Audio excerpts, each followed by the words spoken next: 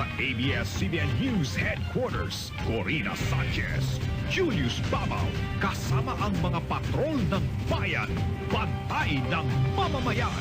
Ito ang TV Patrol!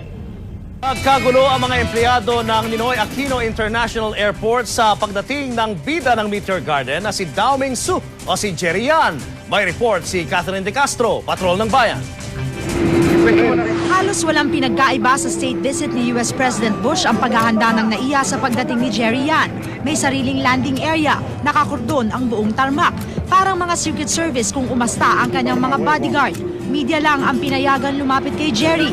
Maraming empleyado ng NAIA ang nadismaya. Alas 12:08 ng tanghali nang dumating ang PR Flight 897 galing Taipei.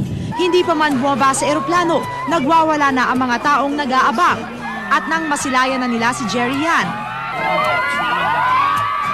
hindi na kontrol ng airport security ang mga empleyadong nakalusot. Sa lakas ng buhos ng ulan, hinatid na lang ng sasakyan si Jerry sa nag-aabang na helicopter. At kahit pa nasa gitna ito ng dalawang bodyguard, kumaway pa rin siya sa mga tagahangang matyagang naghintay sa kanya sa kabila ng malakas na pagbuhos ng ulan.